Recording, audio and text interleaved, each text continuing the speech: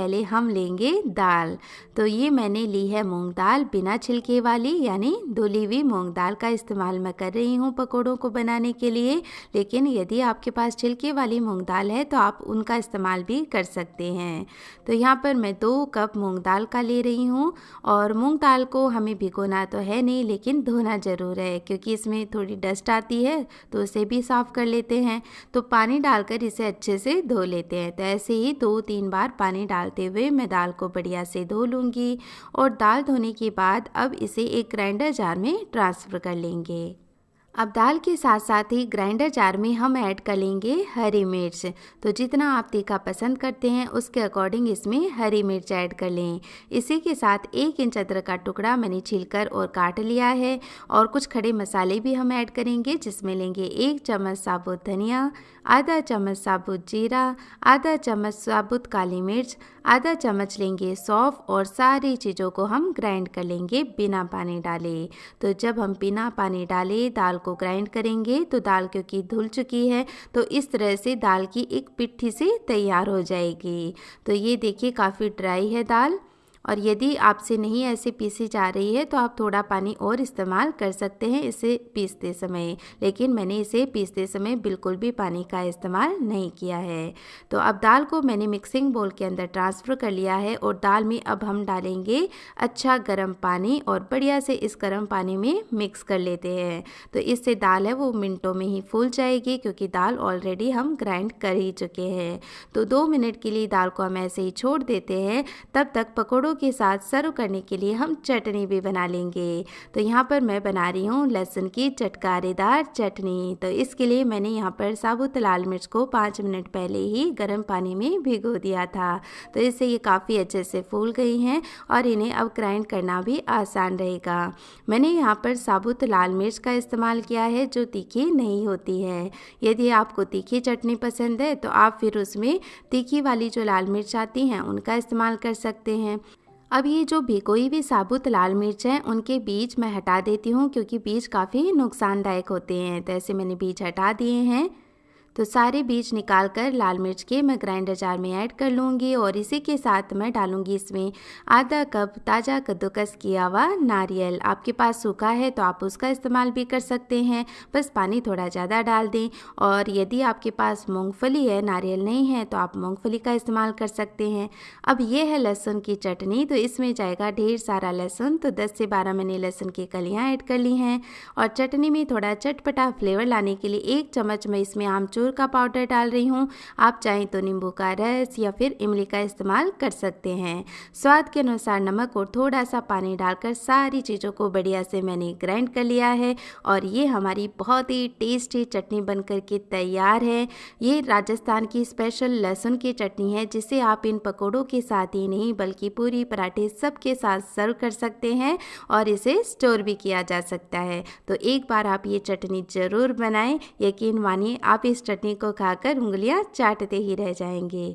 तो चलिए चटनी बनाकर हमने तैयार कर ली है। अब दाल को भी चेक कर लेते हैं। तो आप देख सकते हैं कि दाल है वो काफ़ी अच्छे से फूल गई है। और अब इस दाल को हमें अच्छे से फेंट लेना है। तो फेंटेंगे तो इन पकोड़ों को बनाने के लिए हमें सोडा वगैरह कुछ भी नहीं डालना पड़ेगा। फेंटने की वजह से दाल में बढ़िया एरेशन हो जाएगा, उस वजह से पकोड़े अच्छे फूलेंगे भी और हार्ड भी नहीं होंगे। तो आप देख सकते हैं जैसे ही थोड़ी देर मैंने दाल को फेंटा है ये वाइट हो गई है। पहले ये पीले कलर की दिखाई दे रही थी और अब ये थोड़ी सफ़ेद हो गई है, काफ़ी अच्छी फूल गई है। तो आप दाल को हमेशा फेंट कर ज़रूर लें, चाहे आप दाल को भिगो कर पकोड़े बनाएं चाहे बिना भिगो कर बनाएं। तो चलिए अब इसमें हम बाकी चीज़ें ऐड कर लेते हैं, जिसमें मैं ले रही हूँ आधा कप बेसन। ये टोटली ऑप्शनल है, मुझे बेसन का स्वाद इन पकोड़ों में अच्छा लगता है तो मैं इस्तेमाल कर रही हूँ, आप स्किप भी कर सकते हैं। इसी के साथ पकोड़े हमारे अंदर से अच्छे मॉइस्ट बने, इसके लिए 1/3 कप मैं दही का ले रही हूँ। तो इससे टेस्ट भी बहुत बढ़िया आएगा। 2 चुटकी हींग या फिर अजवाइन का इस्तेमाल करें, स्वाद के अनुसार नमक और कुछ बारीक कटी हुई धनिया पत्ती भी मैंने ऐड कर ली हैं। और इसी के साथ ये जो हमने लहसुन की चटनी बनाई है ये भी 1 चम्मच ऐड कर लेते हैं। तो इससे पकौड़ों का टेस्ट और कलर बहुत ही अच्छा हो जाएगा। मैं ये पकोड़े बहुत ही सिंपल बना रही हूँ क्योंकि जो चटनी हमने बनाई है उनके साथ ये सिंपल पकोड़े खाने में बड़े ही अच्छे लगते हैं। लेकिन यदि आप चाहें तो इसमें बारीक कटी हुई मेथी डाल सकते हैं, पालक डाल सकते हैं, प्याज डाल सकते हैं, यानी जिस तरह से आपको पकोड़े खाना पसंद है उसके अकॉर्डिंग आप इसमें और भी चीज़ें ऐड कर सकते हैं। अच्छे से मिक्स करने के बाद बैटर की जो कंसिस्टेंसी है वो चेक कर लेते हैं। तो ये देखिए, जो पकोड़ों का मिश्रण होता है ना, वो ज़्यादा ढीला भी नहीं होना चाहिए, ज़्यादा टाइट भी नहीं होना चाहिए। ज़्यादा टाइट रख देंगे ना तो पकोड़े अच्छे से फूल नहीं पाएंगे। तो हाथों के पानी लगाकर ऐसे हमने चेक किया है तो बहुत ही अच्छी कंसिस्टेंसी इसकी हो गई है। तो चलिए, अब यहाँ पर कढ़ाई में मैंने तेल भी गर्म होने के लिए चढ़ा दिया था, इसे चेक कर लेते हैं। तो जैसे ही मैंने टूथपिक तेल के अंदर डाली है, टूथपिक में से हल्के बबल्स आ रहे हैं, यानी तेल गर्म हो चुका है।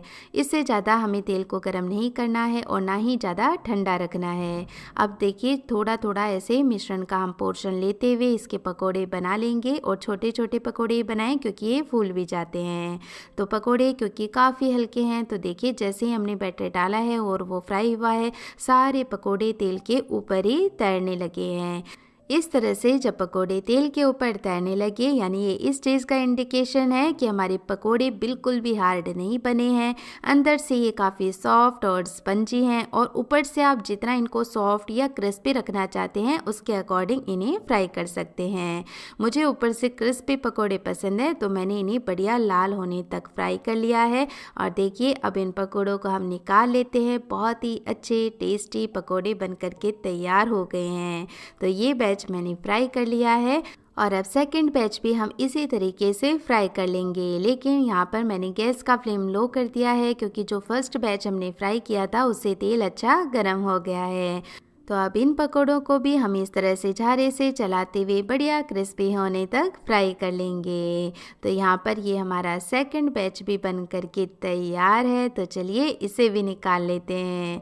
तो ये हमारे बहुत ही मज़ेदार क्रिस्पी मूंग दाल के पकोड़े बन करके तैयार हैं, जिन्हें मैंने हरी चटनी और तैयार की गई गार्लिक चटनी के साथ सर्व कर लिया है। और ये देखिए पकोड़े कितने ज़्यादा ऊपर से क्रिस्पी और अंदर से स्पंजी हैं। तो फ्रेंड्स, आप भी ज़रूर से एक बार इस तरीके से पकोड़े बनाएं, आपको बहुत पसंद आएंगे।